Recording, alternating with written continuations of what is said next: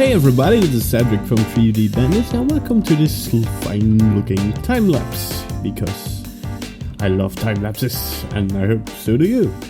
So whilst this time lapse is going on, I'll be talking a little about stuff I found important. If you don't want to hear me, just mute the video.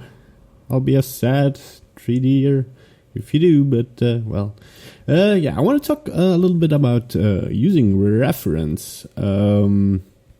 I think this is not a very not a topic that's spoken of a lot, but it's very important. Why is using reference important? And why do I find this an important matter to address? Well, to answer the second question first, it's because I see a lot of artists, friends, and students in the college I go to who don't use reference, and the majority of stuff I hear is, I don't know how I should do this. I don't know how to address certain issues. I don't know how to do kinds of stuff. Like, for example, there are graphic artists in our school, and they have to do something creative. And what they'll do is actually search for the exact same thing already done and try to copy it. Instead of actually finding inspiration or reference in other kinds of media. I found this cool website a while ago called found.com. That's with 4 or 5 F's. If you Google it, you'll find it. Which has a lot of great stuff on it. From all different kinds of art. Which is really cool. Somebody sent it to me, actually. Or somebody said it was awesome. Not sure who. Forgot. Sorry.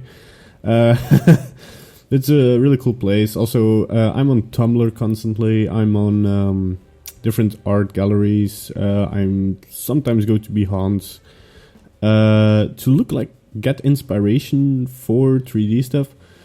And then use reference to actually get some decent results. For instance, with this thing, if I want to make a realistic skin or a realistic the beak or the ears or translucency and stuff, I'll look it up reference not on other people who made this thing, because I'm not sure that anybody made something that resembles this, because everybody wants to make something unique, but I still can look up reference of like bunnies or dogs. These were actually based on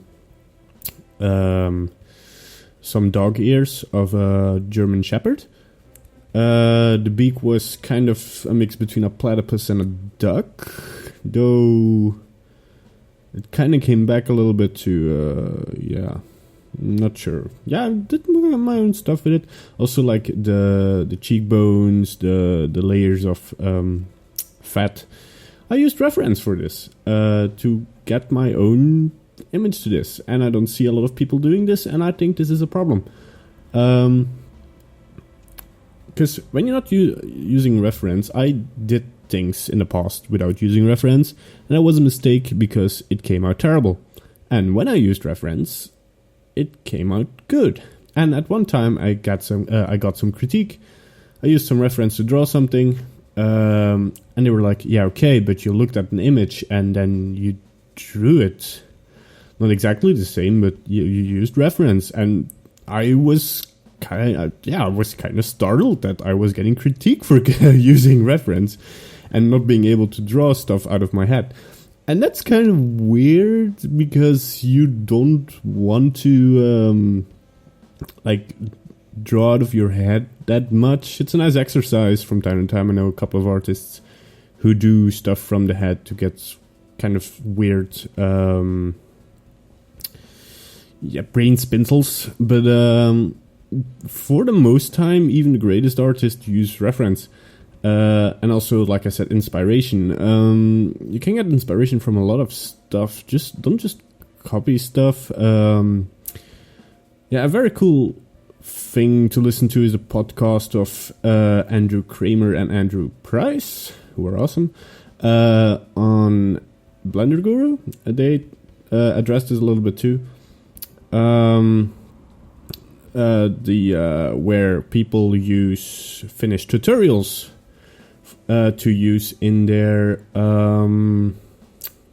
what's it called? Their show reels, which is a bad thing to do, obviously. And this also comes back to the stuff. You don't want to create stuff that you already know how to do. You want to create stuff that challenges your skills that you don't know how to do, and to actually get a result that's very nice and very cool.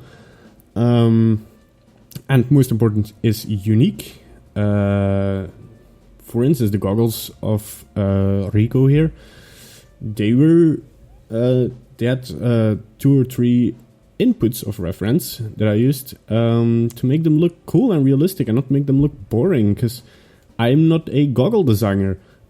I don't know where to put the details. I don't know where to get the stuff right. So please go ahead and use inspiration and use reference and like, if you want to make glasses, just like simple glasses, that's already enough. Like, yeah, sure, you know how glasses look, and you're like, okay, but I want to make unique glasses, so I'm not going to base off reference. But you want to look up references, maybe not of glasses, but even of hinges, like, or simple lenses, or look up measurements of glasses to actually get the glass thickness right. And like all this stuff you don't know, except if you're a glass expert, which in that case, sure, go ahead, but you're probably not when you're an artist. And then you want to look up reference. And after a while, of course, if you've done some things over and over again, like I have kind of get used to making eyelets in the sculpt mode, and I don't need reference as much as I needed them the first time. So if you do things over, you kind of know which direction to go, you kind of know how to do stuff. But every time you address something that you haven't addressed in a while, or is something new to you, use reference, use inspiration, search for original stuff. Well, don't search for original stuff. Make original stuff from stuff that already exists. Something awesome that a lot of people say, don't like steal from one person, steal from one idea, or copy one idea, but make different ideas, merge things.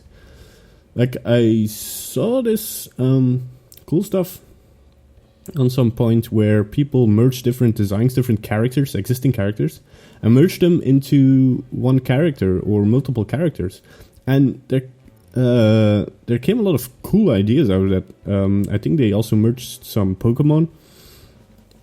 There's this Pokemon merger, and people redraw the funny mergings that come out of there. And these are original designs. These are very cool looking and stuff. So they just took 2 Pokemon and merged them to one cool idea. So if you do this enough, and it's enough like distant from the original concepts or original designs, you just use portions of it, then you get something really original that you can call your own work. It's not how you handle being artistic, and is not about can I do something, but there's something that you make that counts. Like, even if you cheat with stuff, it doesn't matter how you get the end result. I think like Gleb Alexandrov is a very good example of how you get very cool results. He released something on Blender Artists, and I died. That thing was awesome, with the train station, the very Victorian feel to it. It was freaking awesome. And here and there he cheated a little bit. He used render layer. It's not cheating. He used render layers and used different kind of stuff. I hope he releases the some more stuff of how he did things. But yeah, once you get a very cool result, it doesn't matter how you did it. I see a lot of artists as well, like using methods because they are the right method, instead of cheating and trying to figure out a way to do it easy. Making something easier for yourself and having like a good or a better result is actually the way to get more efficient and get better results, because you have more time to work on stuff, because deadlines are important. So yeah, keeping that in mind, I hope that like using reference and using inspiration, getting back to my main point, is very important for all kinds of artists. I'm not just talking about 3D artists here. I'm talking about 3D artists, graphic artists, just general artists, digital artists, like painters, drawers, character designs. I mean, I'm no expert on this. I'm only 3Ding seriously since half a year maybe. Before that, I had some 3D in school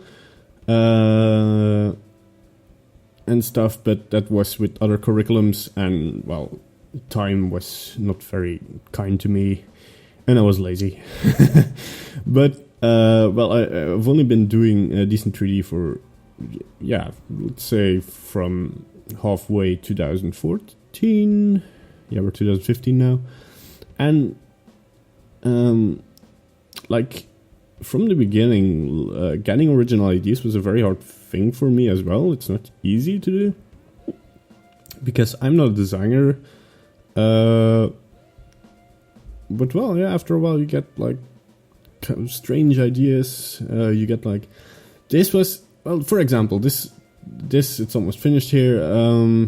This was actually based on, I saw a picture of a dog wearing like these pilot goggles, and I thought it was hilarious. And then somewhere on the other side of the page, well, on the bottom of the page, there was a picture of a duck, and I just got inspired, and I started. I wanted to merge a duck and a dog, and this came out of it. So, yeah, I mean, you can literally get ideas from anywhere.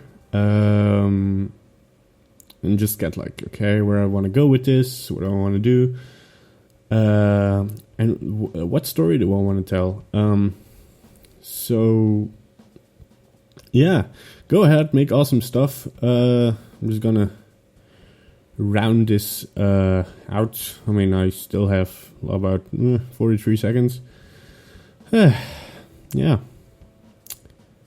So how are you guys doing? So yeah, last thing, please like and subscribe if you haven't already. Post suggestions in the comment section about what you want to see, what you want to have a tutorial about. I do a lot of research on how to do stuff. I like doing research. I like figuring things out.